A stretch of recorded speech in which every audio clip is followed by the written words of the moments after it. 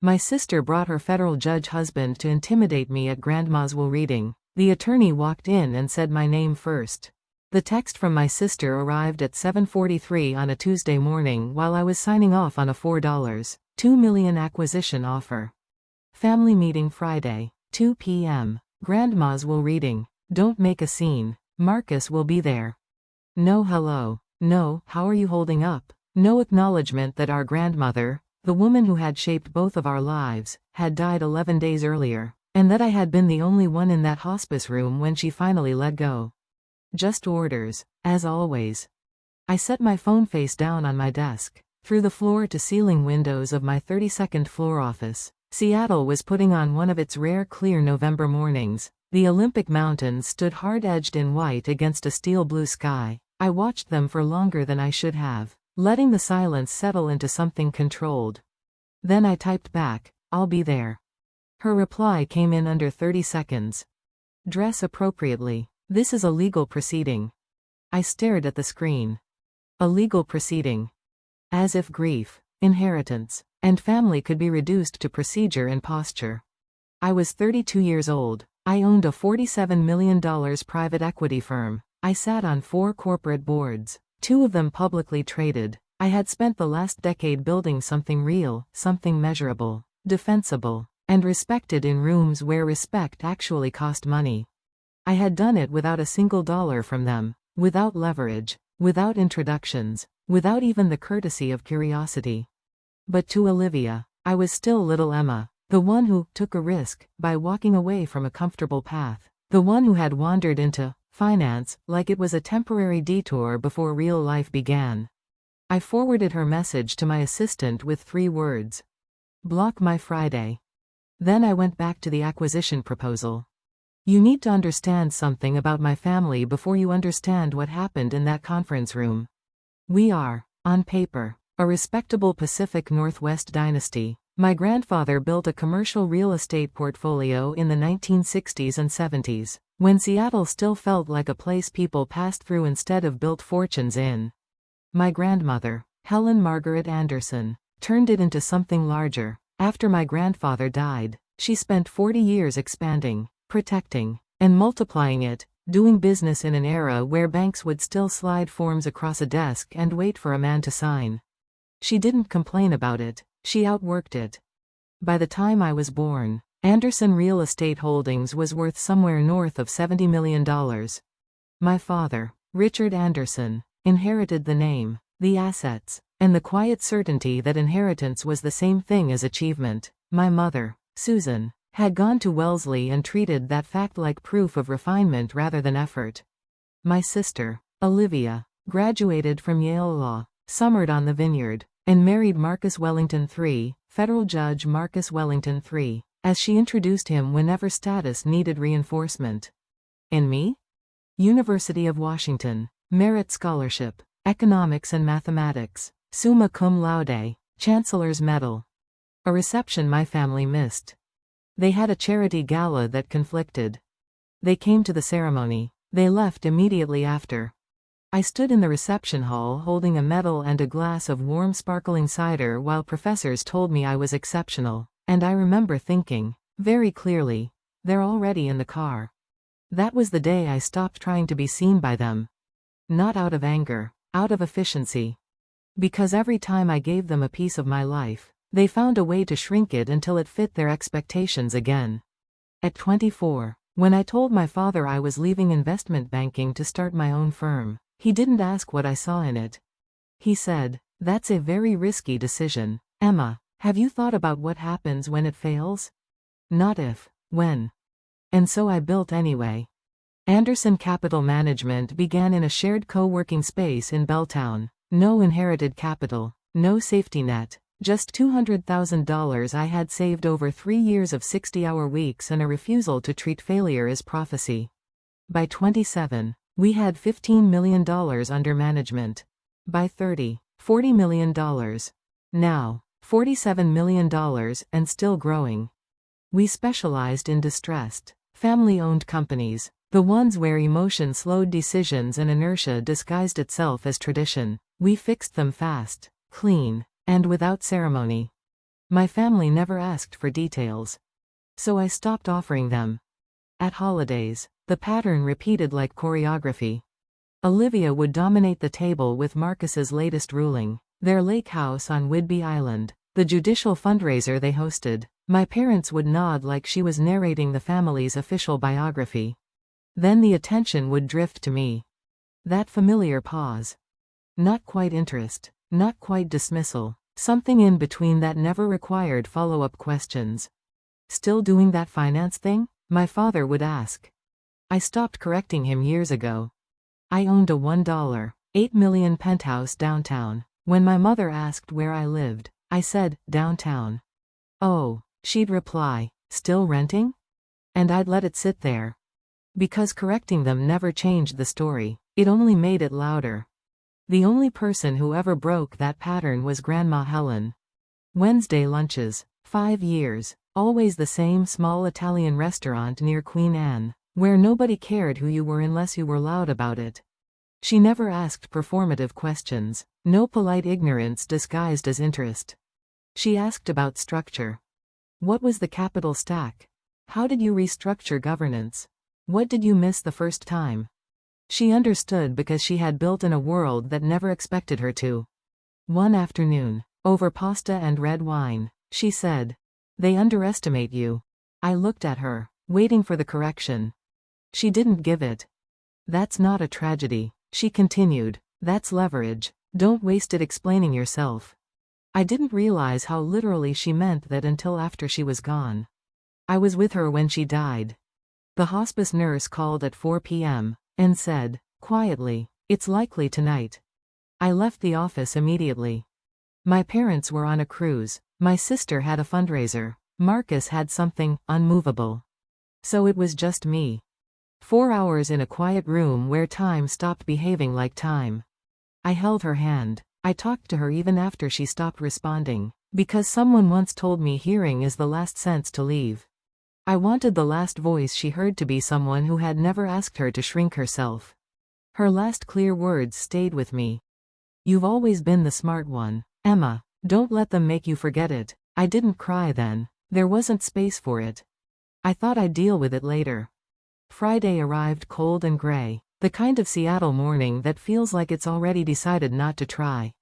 I dressed like I always did when I needed to be taken seriously, navy Armani pantsuit. Minimal jewelry, hair tied back, controlled, clean, unreadable. I knew what they would see anyway. Emma, trying too hard. Whitmore Associates occupied the top floors of the Kalia Tower overlooking Elliott Bay. Jonathan Whitmore had been Grandma's attorney for decades. Patricia Chin had engineered the trust itself. David Morrison was mine. That was the first imbalance my sister noticed. We were ushered into the conference room, dark wood, glass walls, too much space for comfort and not enough for denial. My family sat on one side. I sat on the other. That geography said more than anyone did. Jonathan began with formalities, Helen's life, her longevity, her foresight, the tone of someone who had said goodbye to a client he respected more than most living relatives ever managed to earn. Then he opened the folder. Anderson Real Estate Holdings is valued at approximately $83 million. A pause. The governing instrument is an irrevocable trust established 20 years ago and amended 5 years ago. Marcus leaned forward slightly. Already performing competence. Standard estate structure. Avoids probate. Correct, Jonathan said. However, this trust contains an unusual designation. My father shifted in his seat. The chief trustee with full discretionary authority, Jonathan continued, is. My father didn't let him finish. That would be me. No, Jonathan said evenly, it would not. Patricia Chin looked up from her notes. The chief trustee is Emma Grace Anderson. For 3 seconds, nobody spoke. Then the room broke open. This is absurd, my mother said immediately. There has to be a mistake. My father followed. This is not legally sound, Olivia snapped, already turning toward Marcus as if authority could be borrowed. Marcus didn't answer right away. When he did, it wasn't to them. It was to me. With all due respect, he said carefully, Emma is 32 and, as I understand it, works in an entry-level finance position. This raises serious questions about judgment. Not the trust. Me. That distinction landed harder than anything else in the room. David Morrison cleared his throat. For the record, he said calmly, Emma is the founder and CEO of Anderson Capital Management, a registered investment advisory firm managing $47 million in assets. She sits on 4 corporate boards, 3 publicly traded. She is fully qualified to serve as trustee. The room recalibrated in real time. My mother turned toward me. You said you worked for a finance company. I do, I said. I own it. Olivia's face tightened. This is ridiculous. But Marcus was no longer dismissing. He was reassessing. You're the CEO, he said slowly, of Anderson Capital Management? Yes. The Cascade Tech turnaround? Yes. Silence followed, not empty, but reorganizing. He leaned back slightly, and for the first time, something unguarded crossed his expression. Recognition. Then he buried it again. Patricia closed the folder gently. And now, she said, the distributions. 100,000 annually to Olivia. That's it. My mother's voice rose half an octave, as if the number itself had insulted her. Out of an $83 million estate? She said. The trust prioritizes asset growth and charitable giving. Jonathan replied evenly. Those distributions are, by any reasonable legal and fiduciary standard, generous. What about the properties? My father cut in, leaning forward now, the restraint slipping. The commercial buildings, the San Juan house, that's family property. All held in trust, Patricia said, under Emma's management. That name landed harder than the dollar figures. Olivia pushed back her chair. I want to contest this. Marcus turned slightly toward her. On what grounds? On the grounds that it's insane, she snapped. Her voice had lost every trace of courtroom polish. She's never had a job that matters. She disappears for years. She barely calls. And now she just walks in and takes everything? The words hung there, sharp and careless. I'm sitting right here, I said quietly. Don't. Olivia shot back instantly. Then she turned fully toward me. And whatever restraint she had been holding onto finally broke. Don't act like you deserve this, she said. You abandoned this family. You skip every holiday, every gathering. You didn't even visit Grandma until it was convenient for you. The silence after that was absolute. Every Wednesday for 5 years, I thought. Every single Wednesday. She was senile, my mother said suddenly, almost grasping at the idea like it could save her. No, Patricia said, her voice cutting clean through the room. I personally evaluated Helen's mental capacity. 2 independent physicians also examined her. She was fully competent. She knew exactly what she was doing at every stage. No one spoke after that. Jonathan reached forward and slid an envelope across the table toward me. My name was written on it in Grandma's handwriting, soft, looping cursive I could have recognized anywhere in the world. My fingers hesitated before I touched it. When I opened it, I didn't pretend my hands were steady. Dearest Emma, if you're reading this, I'm gone, and your family is probably having a collective breakdown. Good. They need it. You've spent your entire adult life being underestimated by people who should have celebrated you. I watched them dismiss your achievements, belittle your choices, and treat you like an afterthought. It broke my heart more times than I can count. I'm making you chief trustee because you are the only one with the wisdom, integrity, and judgment to carry it. But I'm also doing it because I want them to finally see you. Really see you. You built an empire from nothing while they lived comfortably off what came before. You kept learning while they stopped growing. You stayed grounded while they mistook status for substance. Don't let them bully you. Don't let them rewrite your story. You didn't earn this through birth order or marriage. You earned it through character. There's something they don't know. Something I never told them. Check the trust documents. Anderson Holdings LLC. Page 47. You'll understand. I love you, sweet girl. Make me proud. Which, of course, you already have. Grandma. I read it twice before I could breathe normally again. I want to see that, my father said immediately. It's private, I replied. Olivia reached across the table for it. I moved it out of reach without even looking at her. No. Patricia was already sliding the thick trust binder toward me, 300 pages, tabbed, indexed, precise. I flipped it open and turned to page 47. And stopped breathing. Anderson Real Estate Holdings wasn't one company. It was a parent structure, 16 separate LLCs holding commercial properties across the Pacific Northwest. Clean, standard, expected. But 5 years ago, quietly, carefully, in the same years of Wednesday lunches and unguarded conversations, Grandma had made changes no one in this room had anticipated. She had transferred partial ownership of 12 of those LLCs directly to me. Not through the trust. Not contingent on approval. Gifted under annual exclusion limits, staggered over 5 years, fully documented, completely legal.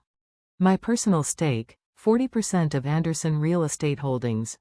Outside the trust. Unchallengeable. Irrevocable. Independent. The trust controlled 60%. I controlled 40%. Together, everything. David leaned in slightly, scanned the page, and said nothing, but his expression tightened in that way lawyers' expressions do when they realize the structure is not just solid, but intentional. Marcus was already doing the math out loud. What exactly am I looking at on page 47? The ownership breakdown, I said quietly. Grandma was very thorough. Jonathan exhaled once, almost amused. She was, he said. Helen restructured the LLCs 5 years ago, with Emma's direct involvement. It was designed precisely this way. My mother blinked. What does that mean? Patricia answered without hesitation. It means even if you contested the trust, which you will not successfully do, Emma retains independent ownership of a substantial portion of the estate. This cannot be reversed. It was structured to be unassailable. The word unassailable settled into the room like weight. Olivia slowly sat back down, as if her legs had stopped supporting her argument. My father's face flushed deep red. This is a betrayal, he said, after everything we did for her. You did nothing for her, I said. The words came out sharper than I intended, but I didn't take them back. She built her empire in the 1960s when women couldn't even open accounts without a man's signature. She survived a husband who tried to strip her company from her. She outlasted people who tried to bury her. I looked at him directly. She didn't need your help. You needed hers. My mother's voice dropped. How dare you? It's the truth, I said. She paid for your lives, your education, your weddings, your houses, and in return, you treated her like an obligation on a calendar. A pause. Then I asked it again, slower this time. When was the last time any of you actually visited her? Not for a holiday, not for appearances, actually visited her. No answer. Silence answered for them. I had lunch with her every Wednesday for 5 years, I continued. I was there when she was diagnosed. I drove her to treatments. I sat through every stage of it, and I was holding her hand when she died. I looked around the table. So tell me, where were you? My mother's face crumpled in a way that felt unfiltered, unprepared, real grief, arriving late. My father looked down at the table as if it might offer a different outcome. Olivia said nothing at all. Marcus exhaled once. Perhaps we should reconvene. No, Olivia said quietly. The shift in her voice was immediate, different, stripped down. I want to know something. She looked directly at me. Did you manipulate an elderly woman for money? The accusation didn't just land, it tried to redefine everything in the room. David started to speak. I raised my hand slightly. He stopped. I helped Grandma structure her estate, I said evenly, to reflect her values: family support without dependency, charitable giving, long-term stewardship. Every decision was hers. I provided technical and financial execution. That's what she asked for. Convenient, Olivia said bitterly. And now you're rich. I was already fine, I said. My company makes roughly $8 million a year. I didn't need her money. A pause. Then I added, quieter. I didn't need her approval either. That part landed differently. I needed her to see me, I said. She was the only one who ever did. Something flickered across Olivia's face, too fast to hold, too honest to hide. You really think you're special, she said, but the edge in it had dulled. Marcus stood. We should leave. Olivia didn't move at first. Then she pulled her arm away from him. You manipulated a dying woman. Enough, Marcus said sharply, his judicial voice filling the room like a gavel. Olivia blinked, as if realizing she wasn't the one controlling the room anymore. That is an accusation you cannot substantiate, Marcus said more quietly, but firmly, and it is over. For a moment, Olivia just stared at him. Then she looked at me. And what was left wasn't anger. It was collapse, quiet, internal, disorienting. Like something she had always known suddenly refusing to stay true. She stood, pushed her chair back, and walked out without another word. Marcus paused at the door. Then he looked back at me. For what it's worth, he said quietly, I'm sorry, we should have paid closer attention. And then he was gone. When the room finally emptied, I sat back in my chair and let the silence settle in completely.